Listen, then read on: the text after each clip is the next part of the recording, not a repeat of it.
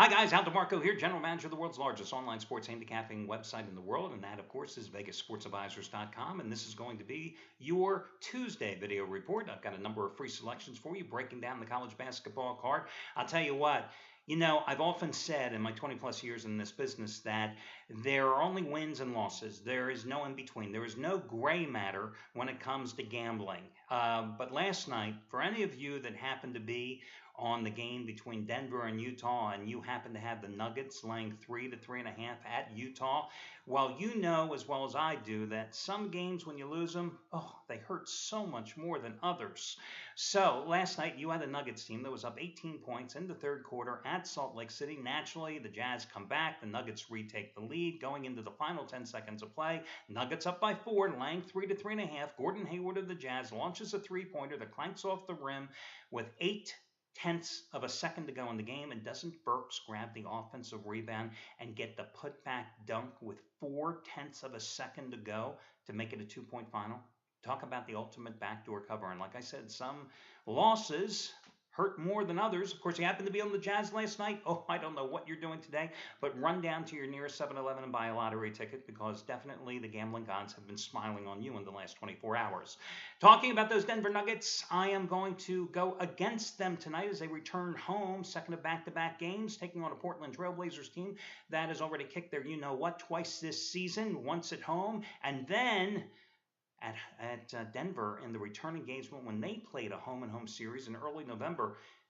The Trailblazers put up 84 points on the board in the first half of what turned out to be a blowout 130 to 113 win at Denver. Now, since those back-to-back wins at Denver and against the Nuggets, that really kick-started the Trailblazers here. They have won 10 out of 11. Their lone loss over the weekend to Memphis. They've won 10 out of 11, a streak that started with those back-to-back wins against the Nuggets. Now, meanwhile, after those back-to-back losses to the Trailblazers, the Nuggets decided, hey, we're going to play some defense. They're giving up over 10 points less per game on average than they were in the first 7 games of the season.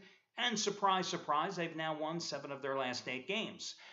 Interesting thing here is the Blazers are 11-1 on the season when they score at least 100 points. They're 9-1 when they hold their foes to under 100 points. Considering the Trailblazers have won 6 straight in the series, I'm going to go with Portland and lay the points as a road favorite tonight with the Trailblazers.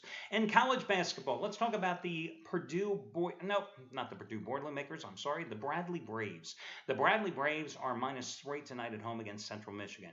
Does it strike you funny that Central Michigan is the undefeated team, but Bradley is favored by 3? Well, it shouldn't, because a closer examination of Central Michigan, you'll find that, yes, they're off to a 5-0 start, all against nobodies at home. Alma.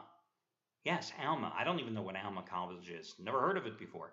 And I've been doing this for 20 years. Youngstown State, Arkansas Pine Bluff, Grand Canyon. Is there any surprise there that Central Michigan, has been averaging 82 points a game during that 5-0 start, winning by an average of 23 points a game, out-rebounding their foes by 10 a game? They played 5 cupcakes. That's what it all comes down to. Tonight they have a serious game. They go to Peoria. They take on Bradley.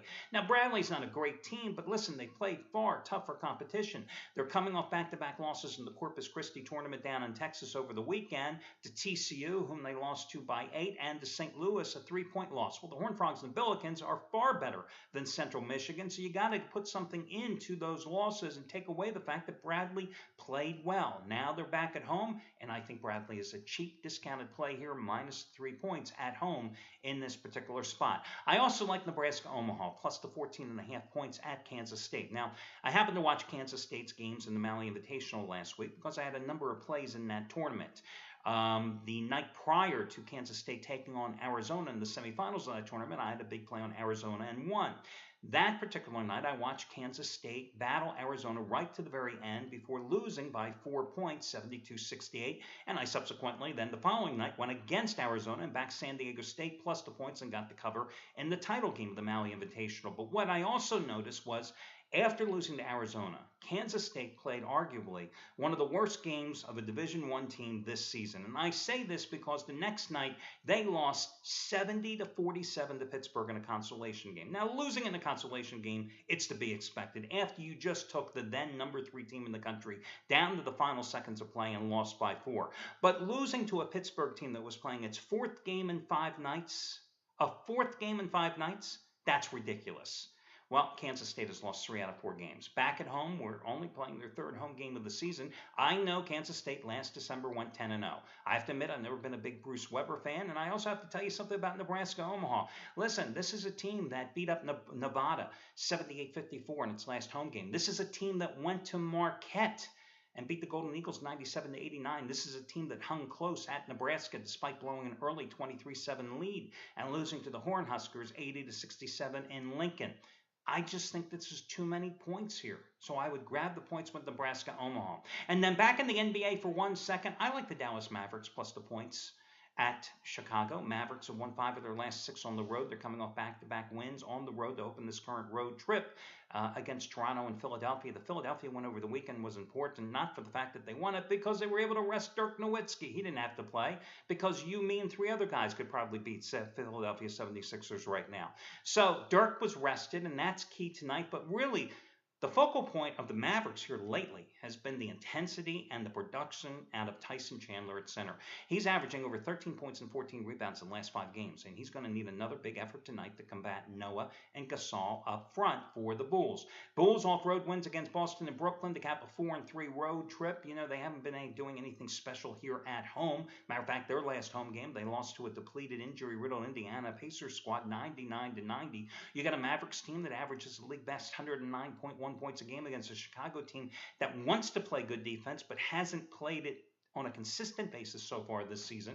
And you also have a Bulls team that's going to be minus Taj Gibson, who last year in 2 games against the Mavericks averaged 16 points and 10 rebounds. That's a significant loss. So I like the Mavericks plus the points in this one. That'll do it for your Tuesday video report. Best of luck to you guys. And remember, you can catch my video reports right here or over on VegasSportsAdvisors.com each and every day. No purchase necessary, no registration needed.